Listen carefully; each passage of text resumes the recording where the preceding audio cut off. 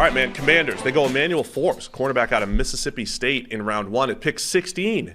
Up until draft week, most people had Forbes late first, early second. He goes middle of the first. Jartavius Martin, also known as Quan, cornerback out of Illinois. He's going to go in round 2. Cornerback / safety, really. Ricky Stromberg, safety out of Arkansas, is going to go in round 3. And then they add some developmental players, right? Braden Daniels, the tackle out of Utah. KJ Henry, one of the other defensive linemen out of Clemson. And kind of like running back Chris Rodriguez out of Kentucky, getting him in the 6th round. What were your initial impressions of the Commanders draft here, Sam? This was one of those drafts you get every year that's just a little bit unusual, just slightly strange. I didn't hate it, but I didn't love it either. Forbes is obviously the thing that this is going to sink or swim on. They bring a cornerback in, and there's a lot to like about Emmanuel Forbes. Like, his tape is extremely good. He's aggressive. He's got great ball production. He's a complete and total outlier, like historical outlier in terms of size, though. And he's 6'1", 160 something pounds. All the guys that have any kind of history of playing in the NFL at that weight at a cornerback position are short slot players generally, or short players. There's nobody that's 6'1" at that weight. Nobody. Like, it's one of one. So again, it's like the Bryce Young thing. You cannot possibly be worry-free about that. It has to be in the back of your mind somewhere of, is he going to survive at this size? And the league is trending in this direction, so this would be completely unprecedented and just not thinkable 15 years ago. Now it's at least in the realm where you're like, all right, we give it a shot. Recent history, really lightweight corners coming out. Cameron Dantzler, also from Mississippi State. His weight is a little bit difficult to try and pin down because I think he put on a ton of bad weight before the pro day it was back then during the COVID year, right, to essentially prove that he could play at a bigger weight than he was at Mississippi State, and didn't work because he put on a ton of weight, ran terribly, and now you're like, uh-oh, what do you do with this? So he slipped to the 3rd round or whatever it was. There just aren't guys that have played at that size, but he does have the length, he does have the ball production at the catch point, and he does have speed, which is something that Dantzler wasn't able to prove he had because he put on all that weight. So he's got the things you need if you're going to offset being 160-something pounds, but it's still scary because, as much as there are short, shifty, smaller receivers in the NFL, and there's more every year, there still remains freak shows like DK Metcalf and, those and A.J. Brown in the same division. I mean, A.J. Brown outweighs him by almost 60 pounds, and he's going to have to face that guy twice a year. That's going to be scary because there's no fixing that. There's nothing you can do. The guy outweighs you by 60 pounds. If he has to get his hands on you, you're going to struggle to get away with that. So a couple things that will be fun, though. Emmanuel Forbes being in the NFC East, we will get to see him matched up against Devontae Smith at times. Yep. We'll get to see him probably matched up against Jalen Hyatt, who's not as slight, but similar idea of, slight type of receiver. At the same time, Forbes might be going head-to-head with A.J. Brown. Yeah. As well. Little Ole Miss, Mississippi State, little Egg Bowl matchup down the field. So, it's only those division games. But, yeah, that's where it will be fascinating to see how he's able to offset that. I think he's so gritty and feisty, though, that's to offset the 166. But, yeah, sometimes you're just going to get overpowered. I mean, even a guy like CeeDee Lamb, who is just sort of normal, prototypical, receiver size, 6'2", 200 pounds. CeeDee Lamb outweighs him by 35 pounds. That's insane. Wow. There was somebody else. Who was it? Patriots' Marcus Jones outweighs him by like 8 to 10 pounds. And he's, your undersized. He's tiny. Slot corner. Yeah. 5'8". So, yeah, that just brings some. I mean, I outweigh him by 20 pounds. But he goes at 15. He's the 3rd corner off the board. Yeah. Ding, ding, ding. Model guy. The data loves him. I haven't adjusted for weight or anything like that.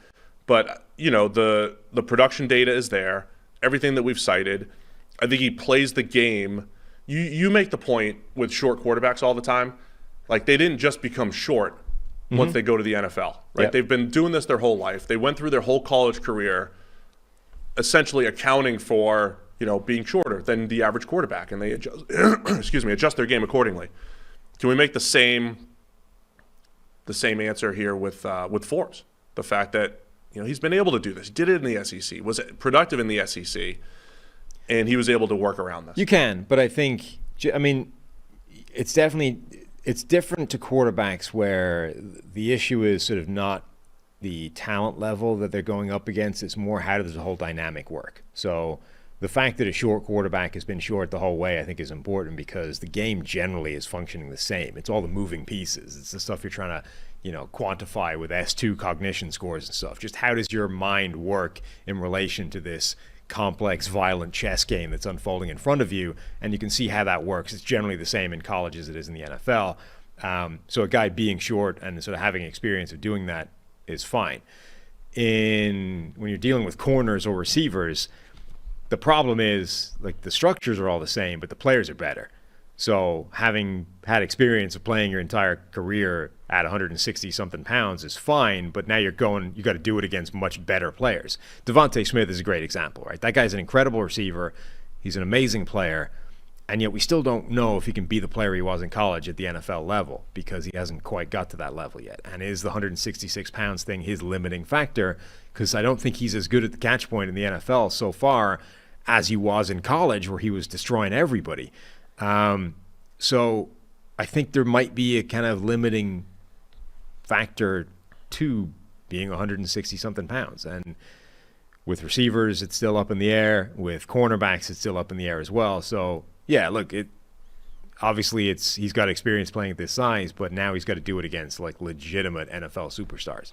So it was one of the more fascinating picks. It was good to see Forbes, I think, go a little higher than expectation. Very, I don't know, man. He jumped some other corners. He jumped Deonte Banks. He jumped guys that we thought Joey Porter Jr. would be going higher, and Forbes goes middle of the first. So I can't wait to watch that evaluation.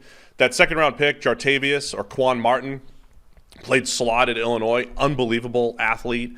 He's a bit of a projection. I think he might be able to step right in and play in the slot for Washington. Some people call him a safety. Some people call him a slot corner. He played in the slot mostly for Illinois. We see the 15 four-state completions. He makes a lot of plays on the ball and had ridiculous workout numbers. 44-inch vertical, that's 100th percentile. 11-foot, 1-inch broad, that's 99th percentile. 147 10-yard split, 99th percentile, all at 5'11", 194. So incredible athlete that they're adding to the mix here, and we may have two starters in the secondary here for Washington in the first two rounds. He definitely came off higher. He was 94th on the PFF big board.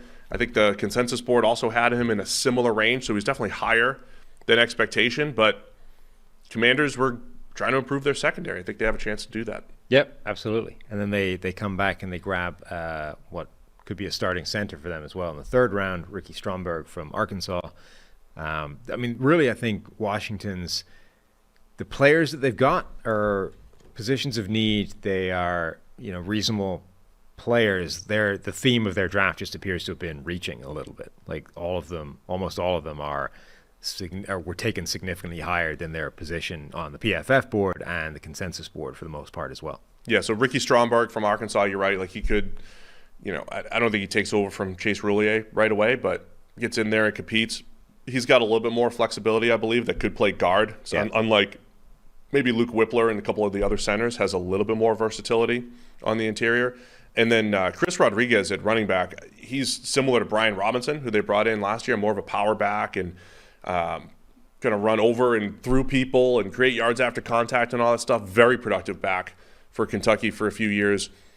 He was, I think, at some point in the process was talked about being a little bit higher than 6th round, so good spot to get him in there and just get another big body who can run downhill. Mm-hmm.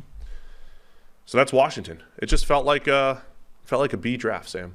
And that's what PFF did. That's what PFF gave. Yeah. The Washington draft. Yeah, I think we generally like the players that they selected. It's just the value that they got them at is a little bit questionable. Yeah, and it's also one of those, they drafted exactly 7 times, right? There's no, hey, they drafted 12. Hey, they only drafted 4. There's none of this. Just they made their picks and they were all fine. How many times did the Rams end up drafting? I don't know. Because at one point they were in the 5th round and they still had 9 picks, having started with 9 picks. I told you that they were going to come away and you're going to be like, wow, look at all these players that could play for them. 3, 6, 9, 12. 14. 14? 14 times.